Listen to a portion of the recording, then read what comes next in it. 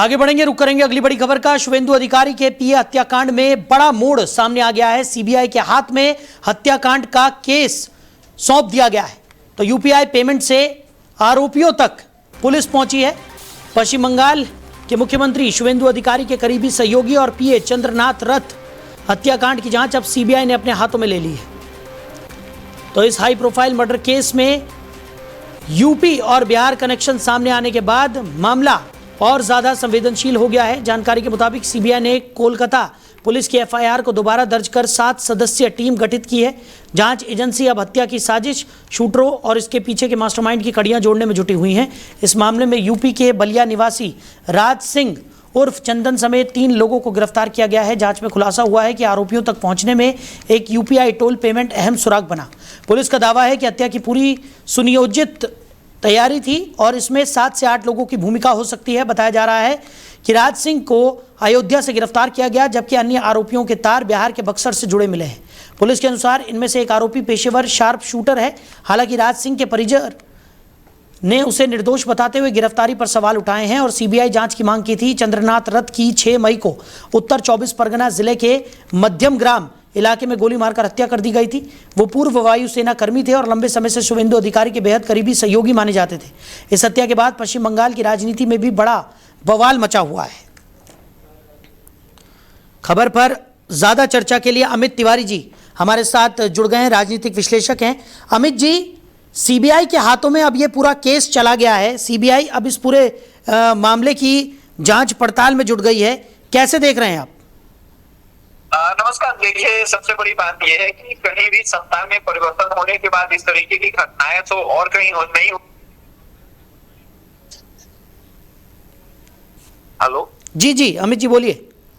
बंगाल में होती रहती है, तो ये कोई नई घटना नहीं है। लेकिन इसमें मार्क करने वाली बात ये कि जो तार जुड़े हुए, जैसा कि आपने बताया, यूपी और बिहार से है, तो ये एक बार फिर साबित कर रहा है कि यूपी और बिहार के लोगों को टारगेट किया जा रहा है, जहां तक मुझे लगता है। क्योंकि बंगाल की राजनीति में बंगालियों का ना होना एक बड़ी आश्चर्यजनक घटना है। वैसे भी सपोर्टरों का तो कोई भरोसा नहीं होता। जैसे कि हम पहले से जानते हैं कि जो निचले दर्जे के सपोर्टर होते हैं वो अपनी जान की बाजी लगा देते हैं नेताओं के लिए और फिर नेता बाद में पलट जाते हैं। तो हमें बार बार मैं बात ये करता हूँ कि हमें ये ध्यान रखना होगा कि किसी भी नेता के लिए हम उस स्तर पे ना जाएं जहां से हमारे परिवार वालों को तकलीफ होनी शुरू हो जाए। और ये केस उसका जीता जागता उदाहरण है कि एक बार फिर देखिए कि नेता शुभेंदु अधिकारी जी का पीए, जो शुभेंदु अधिकारी जी भी कुछ दिन पहले उसी टीएमसी में हुआ करते थे, आज फिर एक बार बीजेपी में ज्वाइन कर रहे हैं। और जो टीएमसी के कार्यकर्ता थे वो इनके दुश्मन बने हुए हैं। तो लोगों से मेरी अपील है कि राजनीति के चलते आप किसी पर्सनल दुश्मनी में ना जाएं। और बंगाल की जनता सीबीआई की मांग कर रही है, तो बहुत अच्छी बात है। कम से कम बंगाल वालों को इतनी अकल तो आई कि सीबीआई, ईडी और ऐसी भी संस्थाएं होती हैं जिनको बचाने के लिए ममता बनर्जी उनके खिलाफ अरेस्ट कर ले रही थी, मान नहीं रही थी कि भाई भारत का हिस्सा है बंगाल। तो ये एक अच्छी न्यूज है जिसमें जांच होनी चाहिए और लोगों की गिरफ्तारी होनी चाहिए ताकि न्याय मिल सके। और बंगाल का जो रक्त रंजित इतिहास है, मुझे उम्मीद है कि बीजेपी इसको बदलने में कामयाब होगी।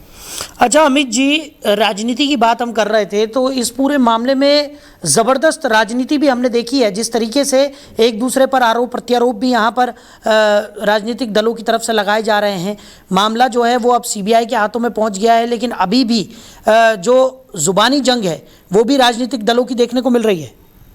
देखिए, बंगाल का इतिहास बहुत अजीब रहा है। वहाँ जिस पार्टी की सरकार बन जाती है ना, उसके बाद सारे लोग उसी में चले जाते हैं। दूसरी अपोजिशन पार्टी जो है वो खत्म हो जाती है। क्योंकि भारतीय जनता पार्टी का आइडियोलॉजिकल बेस है, जिसके नाते वो सरवाइव करने में कामयाब रही है। और आने वाले आप कुछ समय में देखेंगे कि बंगाल में भी वही एक्शन होगा जो यूपी और बिहार में चल रहा था। क्योंकि अब बीजेपी से जो लीडर बन के आएगा वो हार्ड लाइनर ही रहेगा। उसको ये साबित करना है कि वो योगी से, मोदी से या हेमंता बिस्वा शर्मा से भी ज्यादा कट्टर हिंदू है।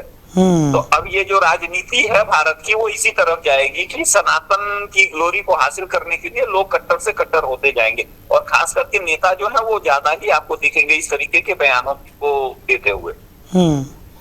चलिए अमित जी, हमारे साथ जुड़ने के लिए, इस तमाम चर्चा के लिए आपका बहुत शुक्रिया। नमस्कार। तो यूपीआई पेमेंट से आरोपियों तक पुलिस पहुंची थी। अब इस पूरे मामले को सीबीआई के हाथों में सौंप दिया गया है। शुवेंदु अधिकारी के पीए हत्याकांड में यह बड़ा मोड़ सामने आया। सीबीआई के हाथ में अब हत्याकांड का केस सौंप दिया गया है।